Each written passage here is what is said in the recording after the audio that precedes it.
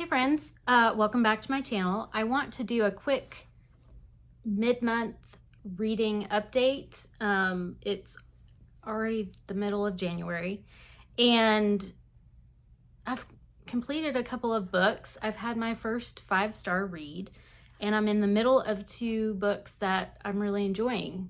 Well, one I'm really enjoying, the other one I'm very confused, but like the writing. So let's talk about those. Okay, so the first book I finished in 2026, January, is The Lodge by Kayla Olson. This I had started at the end of December. Very seasonal. It's in a lodge in Vermont, and it's about a woman who is ghostwriting. She's a freelance writer and she gets a job ghostwriting a memoir for a member of a boy band that was famous years ago. And when they were famous, they kind of ended because one of the members went missing. And so while the main character, who is Alex, is doing her kind of researching and taking the information she's getting from the member of the band that she's writing the book for, things start to come to light about the boy band and what actually happened. It was cute. It was seasonal for sure. I am not a huge fan of Insta Love, and that is definitely in here. I do like that there's a cat. She takes her cat to the lodge with her. I enjoyed it for what it was. I listened to the audio, but I love the cover of the book as well. It was really, I guess it was a cover buy for me, but also I'll read anything boy band related. I ended up giving it a 3-star. If you like just a quick, easy romance to listen to or read physically, this is probably a great one for you. The next one is an audiobook that I started on my road trip for Christmas, and I finished it when I got home. And that is I See You've Called in Dead by John Kenney. The narrator is Sean Patrick Hopkins, and phenomenal narrator. I listened to it on Hoopla, and it's about an obituary writer who, for various reasons, gets drunk one night and posts his erroneous obituary, so kind of what he wished his life looked like. He posts that to his company's site, his newspaper's site, and the book really follows the fallout from that and kind of the reasons why he was in the situation that he was in and how he became an obituary writer. And I also really loved the friendships that he has, the found family aspect of it. And it was just really good. I really, really liked the main character. I think they called him Buddy. I forget what his real name was, Bud. And that just kind of, I mean, he was everybody's bud. So it kind of made sense. But I really, really liked this book, and it was my first 5-star of the year. Awesome. Yes, I'm very excited. And then my next read was another library book, and it was The Storied Life of A.J. Vickery by Gabrielle Zevin. And this was my attempt at Gabrielle Zevin again. I read Tomorrow and Tomorrow and Tomorrow, and I liked it. I didn't love it. Really just didn't love the storyline or where parts of the storyline went. So I thought I would give her another try, and I tried The Storied Life of A.J. Vickery, and it was okay.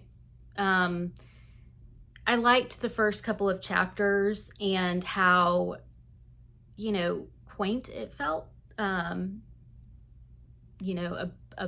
bookstore owned by this guy, AJ, who is kind of floundering and barely getting by. He's lost his wife. And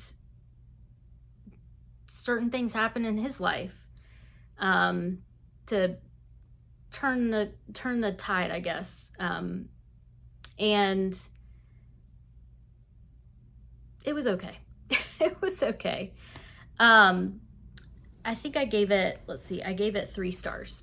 And I listened to it on Libby. I did have the physical copy out from the library, but I had to take it back. So that's what I read so far. That's 3 books. Only one that I own, which doesn't really help my goal of reading off my shelves. But the other 3 that I'm currently reading are from my shelves. So that's awesome because I need to read my shelves. I am still working my way through Why We Can't Sleep, Women's New Midlife Crisis by Ada Calhoun. This is my nonfiction for the month. I had started this last year sometime, and I have gotten further in it this year. Not too much further. I think I've gotten 2 more chapters farther into it.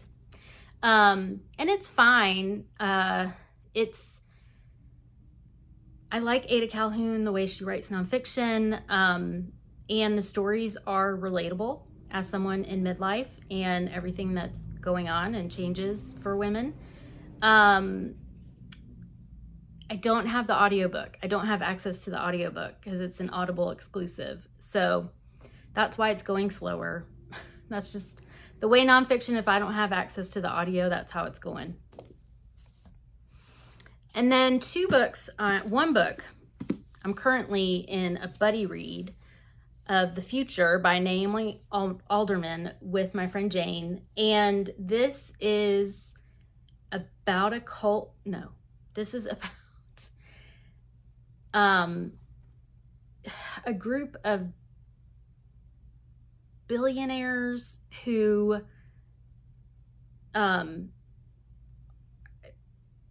use data and information to determine certain things about the future.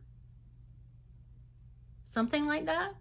There's some romances. There is a woman involved in this that grew up in a cult. That's where the cult connection came from. So Jane and I are buddy reading this, and our messages are basically, I got to this point, I'm still confused. I got to that point, I'm still confused. I don't know how it's gonna all connect, but I think it is all connecting. There's parts of it that are told from a message board about connecting it back to biblical times, I think. I don't know. If you've read this, let me know in the comments below. Does it get any clearer? Because, yeah, I'm completely lost. And I don't know, almost halfway. So let me know. The writing's really good, and I'm not ready to put it down. I want to know what happens. So that's all positive things. I'm just very confused. The cult book that I'm reading is After We Were Stolen by Brooke Bafus. This is about siblings who are raised in kind of a fundamentalist cult prepper kind of family, and they survive an incident at their family home, and they're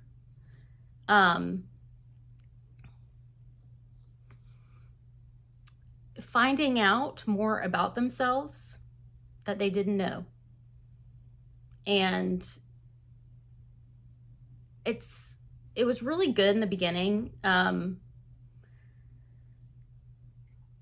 It's kind of slowing down for me right now, and so I'm hoping that it picks back up. I'm about a little over halfway in the book. I am listening to the audio on this one, so I hope to have this done soon. That is what I'm reading so far for January. Let me know in the comments below what you're reading in January. Have you found any 5 stars yet? I'm super excited to already have a 5-star. Otherwise, let me know what you're currently reading, what you plan to read for the rest of the month, and I hope you're doing well. Don't forget to like and subscribe, and I'll see you soon. Bye.